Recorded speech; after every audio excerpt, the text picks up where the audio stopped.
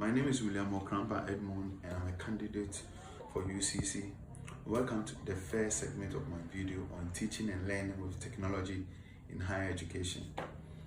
Before I start, I'll first of all give special reverence to Dr. Justice Ama, who has taken us through teaching and learning education with technology. Today, the topic I want us to discuss is ICT, the role of ICT in education. We'll first of all talk about the benefits of incorporating ICT in education, and we provide certain specific examples of how it enhances student learning and engagement as well. First of all, before I start to talk about the benefits or the role of ICT in education, it is very, very pertinent for us to appreciate the fact that technology is the engine that drives every part of our lives. As technology develops, we become more and more dependent on new discoveries. It's not only simplifies our lives, but it also increases productivity.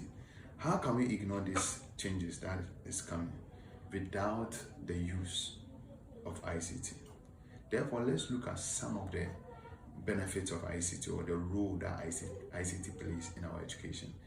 ICT gives the platform to access information. Let's say in a small or a rural school where people might not get access to a well-equipped stock library. What happens is that beyond the traditional classroom, ICT gives students the access to a variety of online resources such as research papers, textbooks, and instructional videos. And this helps the student because irrespective of their geographical location, they'll be able to access information. What ICT does is it also fosters active participation and also addresses diverse learning styles. And let's take this scenario. Students have varying learning styles and paces. And the traditional classroom cannot address those problems. So what happened is that ICT, being one of the most remarkable aspects of education, it gives the platform to address those diverse learning styles. What happens is that there are people who are very consistent with listening. Others too are very consistent with watching videos. So ICT produce or provide certain interactive learning platform, simulations, multimedia, and engages students in ways that the traditional methods often cannot. And this active engagement fosters critical thinking, problem solving, and thereby addressing their diverse learning style. ICT also help in collaborative learning. Students who find themselves in different geographical locations need, in some point in time, they need to collaborate on a project. Now, ICT provide that platform. There is evidence of vital collaboration tools such as Google Workplace or Microsoft Teams, which enable real-time collaboration, allowing the students to work together on projects, share ideas, and provide feedback irrespective of the location they find themselves. And another thing I'll add to the role of ICT in education is instant feedback regarding our grading system. Traditional grading system may result in delayed feedback. In the classroom, when you take an examination, for instance, you write exams on paper, the teacher needs to mark it and give you the feedback. Sometimes the feedback delays and the student might not know his strength and weakness. So ICT comes in here to provide a platform for online assessment. Online assessment tools like the Google Classroom which provide immediate feedback, allowing students to identify or address any misconceptions or any challenges they are facing. And this fosters continuous feedback loop and enhance the learning process. Another thing that ICT does in the role of education is that it creates the platform for teacher professional development. Teachers in remote areas may struggle to access professional development opportunities.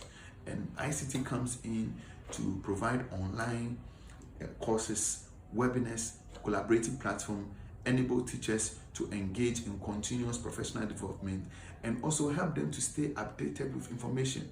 And this can never be done without ICT. So in summary, the use of ICT in education has completely changed how we teach and learn, and it provides students with unmatched access to materials, encourages interactive and team-based learning, and gives teachers the resources they need to improve their instruction.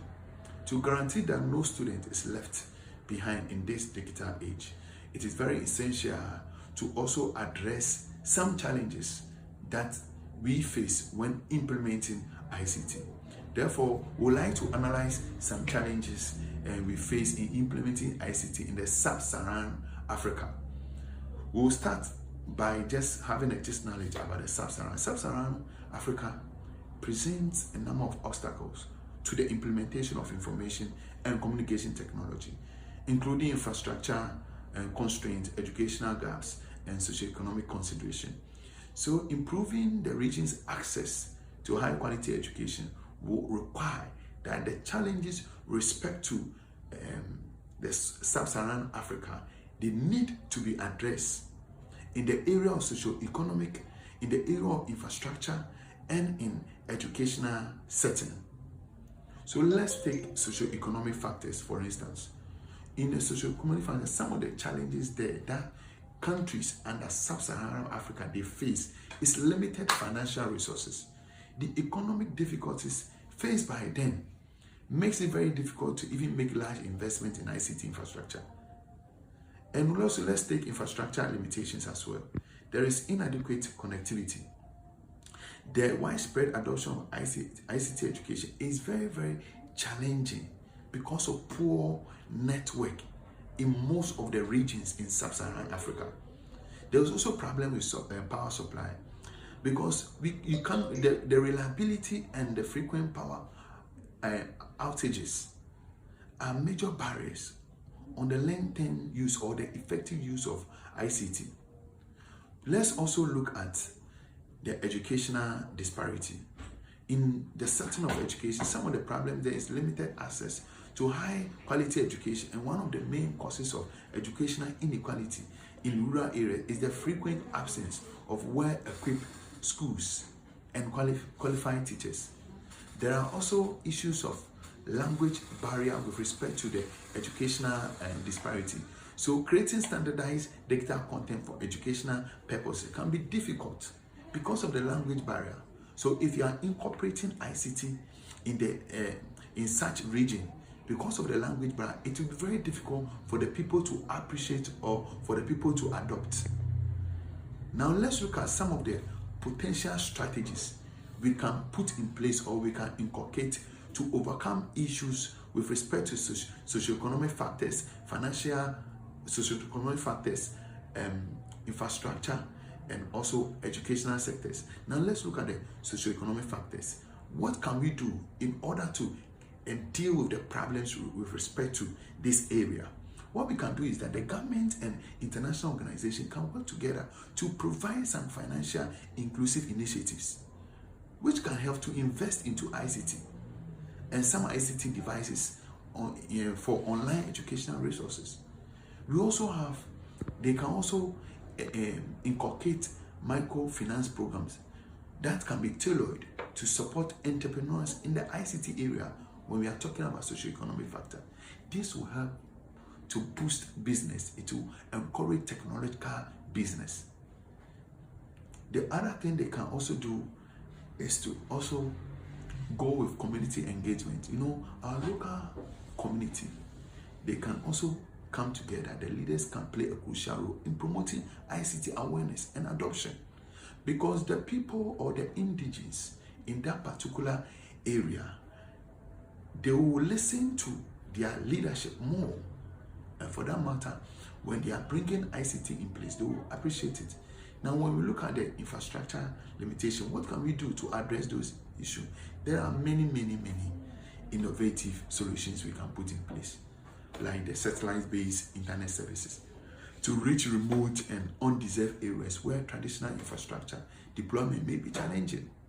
And also, with respect to infrastructure, there can be public-private partnership, and this can leverage investment in building and upgrading the necessary infrastructure, which will help to provide reliable power sources. Now let's move to the educational aspect. The educational aspect, ICT, it can provide a platform. You could remember when I was speaking about education, I spoke about language barrier. ICT can provide a certain platform to customize educational content in a way that will suit the region. They will develop some educational content that will reflect the linguistic and the cultural diversity of the region.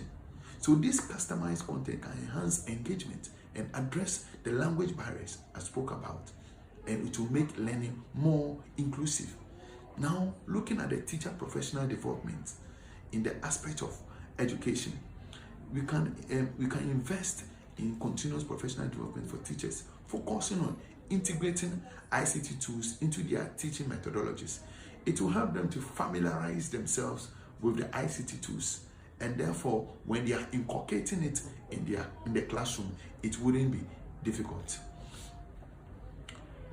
We also talk about the implication for improving access to quality education. If we are able to address those challenges with respect to socio-economic, with respect to infrastructure, with respect to education, if those things we address, what will be the implication? The implication will be that ICT will offer us the various courses and materials on e-platform, and this platform can be accessible to students across any region, providing opportunity for self-paced learning and skill development. Through inculcating ICT in our education, there can be a collaborative research development. This will even foster collaborative research development and initiative between local and international institutions. Now we are going to examine the role of low-cost ICT tools in bridging the digital divide, that particular in resource-constrained environment. What I'm trying to say is that we are going to bring out certain ICT tools which can be used, which are low cost, which can be used in order to bridge the digital disparity in our settings, and so that it can help to bring equitable access to educational resources. Particularly in our settings with limited resources, low-cost information and communication technology tools are essential for closing this digital gap. And what we need to do is that these tools make technology more affordable and accessible, which helps to promote inclusion and equitable access to educational materials. And here are an examination of their role, examples of some affordable technologies and their challenges and potential solutions which can be put in place to make them effective with respect to ICT. Now, the role of low-cost ICT tools, it can help us to access information. It can help us to access information